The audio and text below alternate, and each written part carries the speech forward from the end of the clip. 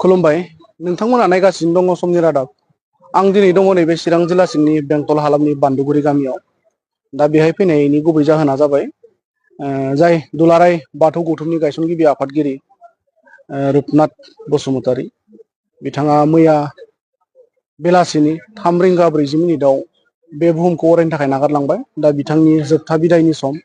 नैबे बिदायनि बुब्लियाव गोबां हानजा गौथुम ओनसोलनि बिथांनि मोजां हामलायगिरि बेजों लोगोसे बर'नि गोबां दैदेनगिरि राजखान्थिनि BPF UPPL बा गुबुन गुबुन राजखान्थि हान्जानि दैदेनगिरिफ्राबो बिथांनि जोबथा बुब्लियाव सफैनो हादों। दा बेबायदिनो आसाम आयेन आफादनि बुंथिगिरि मानगोनां बिस्वजित दैमारी बिथाङाबो नैबे बिथांनि बिदाय होनाय बुब्लियाव सफैनो हादों। दा बे समावहाय नैबे रुपनाथ बसुमतारी जाय बिथाङा दुलाराय बाथौ गौथुमनि गायसनगिरि आफादगिरिल' नङामोन, बिथाङा बेंटल हालामनि बेंटल जौसिन फरायसालिनिबो गायसनगिरि फोरोंगिरि। अदेबानि उननि समाव बिथाङा बे फरायसालिनि गोरायुंबो जादोंमोन आरो बेनि अनगायैबो बिथाङा थुनलाइ बिथिङावबो गोबां बिहोमा होबोदों। दा दिनैनि बे दुखुनि बुब्लियाव आं बिथांनि सोमोन्दै गोलाव बाथ्रा बुंनाय नङा। दा नैबे आसाम आयेन आफादनि बुंथिगिरि बिस्वजित दैमारी बिथाङा बे दुखुनि बुब्लियाव बाहागो लानानै मा बुङो फैजों एसे मिथिनानै लानि। दिनै जोंनि सिबिजाथाव जोंनि बर'नि समाजारि बिथिङाव आरो धोरोमारि बिथिङाव जि मोनसे जोंनो गियान होबोदों मानाव गेदेर रुपनाथ बसुमतारी बिथांनि जिथु रुंसारि जानाय, बियो जोंनि हारिनि थाखाय जोबोद खहा आरो जोबोद जोंनि थाखाय मोनसे दुखुनांथाव सान। दिनै जोंनि बर' हारियाव धोरोम होननायनि जेबो जोंहा सिनायथियानो गैयामोन। नाथाय बिथाङा बर'नि जिथु इसोर सिबिनाय बेखौ लानानै जोंनि जिफोर फुजा फाथाल होनाय बेफोरनि गासै गुदिखौनो संबिजिरनानै बाथौआनोदि गुदि आरो बे बाथौखौ सिबिनाया जि धोरोम आरो बेबायदि जोंनि जिथु आसार खान्थि इसोरखौ फोथायनाय इसोरखौ सिबिनाय बे गुबुन धोरोमारिफोरनि बायदि जोंहाबो मोनसे एखुथा आखुथाय दङ आरो बेखौ लानानै जों बयबो जयै मोनसे डिसिप्लिन फर्मजों जोंनि धोरोम सिबिनाय जोंनि मोदाय दावदाय सिबिनायखौ खालामलांनांगौ। बेखौ बिथाङा गासैनोबो फोरोंनानै होदों आरो बिथांनि गेजेरजोंनो दुलाराय बाथौ गौथुमनि जोनोम जानानै बे बाथौ गौथुमनि गेजेरजों दिनै जोंनि धोरोमनि बाथ्राफोरखौ जों दिनै बयनोबो मोनथिहोनो हादों आरो दिनैहाय बेखौनो जोंनि धोरोम होननानै बर' हारिया दिनै सिबिबाय थानो हादों।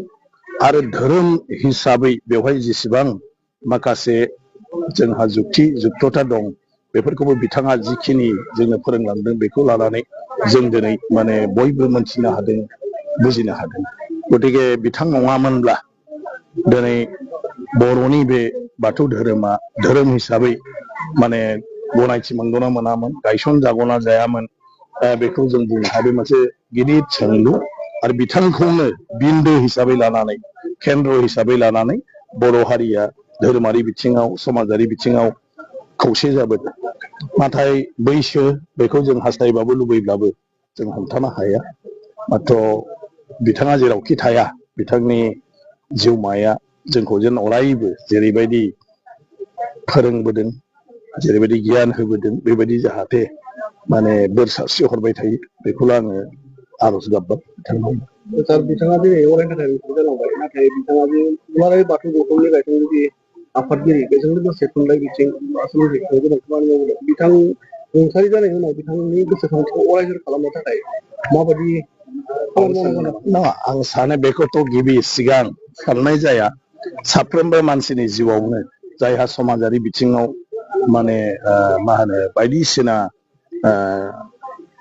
अबदान दं आरो बायदिसिना बिहोथाय दं, बेफोरखौ अरायबो गोसोआव लाखिहोनो थाखाय इयुन जोलैनोबो बिनि सोमोन्दै मोनथिहोनो थाखाय बायदिसिना हाबाफारि लानाय जायो। ओंखायनो दिनै गासैबो गेदेमा बिथांमोनहा फैदों, जाय बिथांमोना आंनिख्रुइ जोबोद बांसिनै बिथांनि जिउनि सोमोन्दै बिथांनि हाबानि सोमोन्दै मोनथिगौ आरो आं सानो थारैनो बेफोर बाथ्राफोरखौ सावरायनाय जागोन दिनैनि उनाव। आरो निस्सय बेखौ जों खालामनांगौ, बेवहायल' होननानै नङा, बयबो जों बेखौ जेब्लाबो गोसोआव लाखिनांगौ।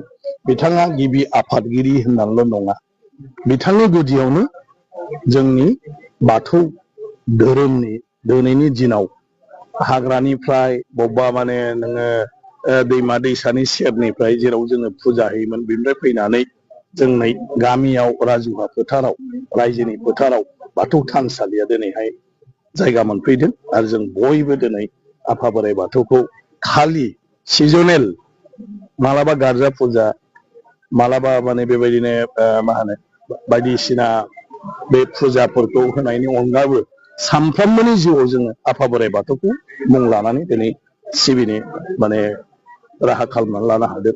बेनि गासिबो गुदिया बिथाङानो आरो बिथांनि बे सानस्रिनिफ्राय आरो बिथांनि बे माने धोरोमनि बाथ्राखौ बयनोबो फोरमायनानै होनायनिफ्रायसो जयैनो बेखौ जोङो खालामनांगोन होननानै बाथौ धोरोमारि गौथुमखौ दानाय जादोंमोन। बे जोंनाव रङियावनो जादों। बे समाव बिथांजों लोगोसे रङियानि बशिष्ठ बर' होननाय जोंनि जायगायाव आरोखि आं बेयावनि बिनि नालाय ओंखायनो बिथांमोननि बाथ्रा दङ जे गुनि गियानि मानसिजों बिथांमोनहा गासिबो ज' जानानै बे धोरोमारि गौथुमखौ दानानै आथिखालनि बाथौ धोरोमखौ सिबिनाय आरो जयैनो माने मोनसे हाबाफारिजों गेजेर गेजेर इसोरखौ सिबिनाय दिनै मंगलबाराव माने आफा बोराइ बाथौखौ माने मुं लानानै सिबिनाय बोसोराव खेबसे जयैनो माने बाथौ गोथार बाथौ सान हिसाबै बाथौ धोरोमखौ सिबिनाय बे गासिबनिबो गुदियाव बिथांनि गतिके बिथाङानो जोंनि जेब्लायबो माने थुलुंगा होगिरि आरो बिथांखौ गारनानै जोङो बाथौ धोरोमनि बाथ्रा सावरायनो हाया। ओंखायनो थारैनो आं सानो दिनैनि उनाव बिथांखौ जों बोरै जुगामि जोंनि गेजेराव दोननो हायो जेराव इयुन जोंनि हारिनि मानसिफ्राबो बिथांनि माने गेजेरजोंनो जोंनि हारिनि जारिमिनखौ मोनथिनो हायो।